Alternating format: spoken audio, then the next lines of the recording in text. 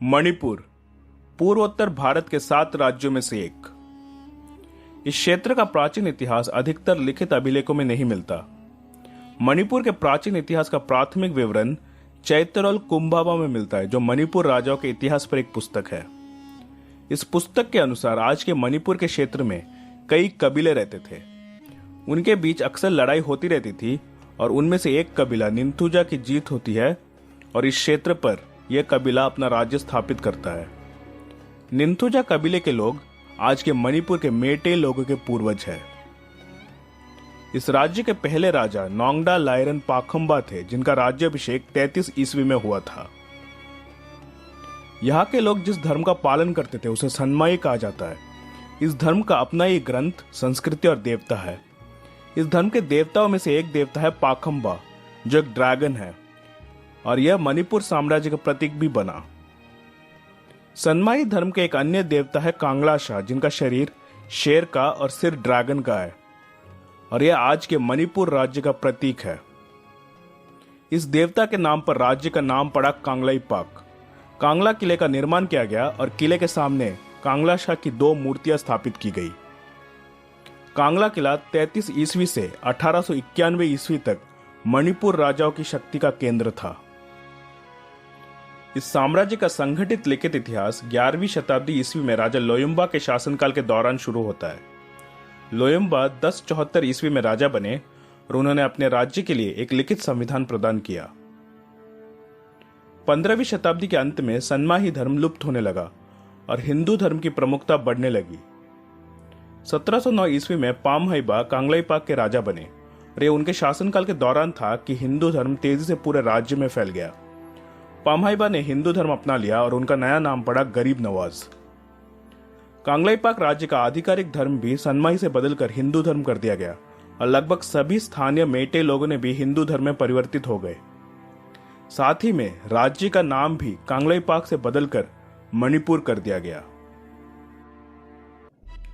18वीं शताब्दी के दौरान अहोम साम्राज्य उत्तर पूर्व भारत की सबसे मजबूत शक्ति थी, लेकिन 19वीं सदी की शुरुआत तक आंतरिक विद्रोह के कारण अहोम साम्राज्य कमजोर हो गया। अहोम साम्राज्य की इस कमजोरी को देखकर बर्मा साम्राज्य ने 1817 ईस्वी में अहोम पर हमला कर दिया। 1822 ईस्वी तक अहोम साम्राज्य की हार हुई और आज के उत्तर पूर्व भारत का पूरा क्षेत्र बर्मा शासन के अधीन आ गया। अहोम साम्राज्य के साथ युद्ध के दौरान बर्मा सेना ने मणिपुर साम्राज्य को भी तबाह कर दिया। मणिपुर के राजा मरजीत सिंह कचार राज्य में भाग गए। बर्मा के शासन के दौरान स्थानीय आबादी के ऊपर बर्मा सेना ने कई अत्याचार किए और मणिपुर क्षेत्र को पूरा तबाह कर दिया। 1825 ईस्वी में मरजीत सिंह के भाई गंभीर सिंह ने कचार में 500 मेटे लोगों की एक सेना बनाई और अंग्रेजों की मदद से उन्हें ट्रेनिंग दी। इसे एक खतरा समझकर बर्मा ने कचार राज्य पर आक्रमण कर दिया। इससे बर्मा साम्राज्य और अंग्रेज सीधे भिड़ंत में आ गए और मार्च 1824 में प्रथम एंग्लो बर्मा युद्ध छिड़ गया। गंभीर सिंह के नेतृत्व में मेटे सैनिकों ने अंग्रेजों की मदद की और 1826 में बर्मा सेना को हराने में महत्वपूर्ण भूमिका निभाई। बर्मा ने अंग्रेजों के साथ यांडबो की संधि पर हस्ताक्षर किए और आज का संपूर्ण उत्तर पूर्व भारत ब्रिटिश नियंत्रण में आ गया। गंभीर सिंह मणिपुर के राजा बने और अब मणिपुर ब्रिटिश संरक्षण का एक राज्य था। अंग्रेजों ने शुरू में मणिपुर शाही परिवार के आंतरिक मामलों में हस्तक्षेप नहीं किया, लेकिन 1880 के दशक के अंत तक ब्रिटिश हस्तक्षेप मणिपुर के आंतरिक मामलों में बढ़ जाता है।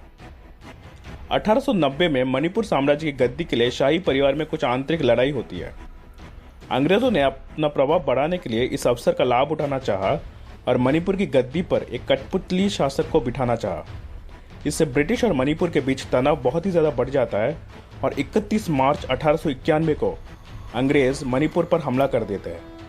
यह एंग्लो मणिपुर युद्ध की शुरुआत थी। यह युद्ध सिर्फ लगभग 1 महीने तक ही चला। 23 अप्रैल 1891 को खोंगजोम पहाड़ियों पर मणिपुर सेना की अंग्रेजों के खिलाफ एक भारी हार हुई और इस लड़ाई में मणिपुर सेना के कई उच्च अधिकारी मारे गए। यह लड़ाई एंग्लो मणिपुर युद्ध की अंतिम लड़ाई थी। 27 अप्रैल 1891 को ब्रिटिश सेना इंफॉल में दाखिल हुई और कांगला किले पर कब्जा कर लेते हैं। अंग्रेजों ने एक छोटे लड़के चुराचंद को गद्दी पर बिठाया और मणिपुर साम्राज्य अब से अंग्रेजों के अधीन एक रियासत बन गया। अंग्रेजों के साथ युद्ध के दौरान शहीद हुए मणिपुर सैनिकों के सम्मान में हर साल 13 अगस्त को मणिपुर में देशभक्त दिवस या पैट्रियट्स डे मनाया जाता है। दूसरे विश्व युद्ध के दौरान जापानी सेना दक्षिण पूर्व एशिया में एक के बाद एक देशों पर कब्जा कर रही थी और 1942 में जापानियों ने अंग्रेजों को हराकर बर्मा पर कब्जा कर लिया। नेताजी सुभाष चंद्र बोस के नेतृत्व में आजाद हिंद फौज ने जापानियों की मदद से ब्रिटिश इंडिया में प्रवेश किया। आजाद हिंद फौज ने अंग्रेजों को कई लड़ाइयों में हराया और मणिपुर पहुंच गए, लेकिन अंततः जुलाई 1944 में इम्फॉल की लड़ाई में आजाद हिंद फौज की अंग्रेजों के खिलाफ हार होती है और इसके बाद भारत का उत्तर पूर्व हिस्सा ब्रिटिश हाथों में ही रहता है। लेकिन महज 3 साल बाद ही अंग्रेजों को भारत से भागना पड़ा और अगस्त 1947 में भारत को आज़ादी मिली। मणिपुर के राजा महाराजा बुद्ध चंद्र ने 11 अगस्त 1947 को विलय पत्र पर हस्ताक्षर किए और 21 सितंबर 1949 को मणिपुर साम्राज्य का भारत में विलय हो जाता है और तब से मणिपुर भारत का एक अभिन्न अंग रहा है।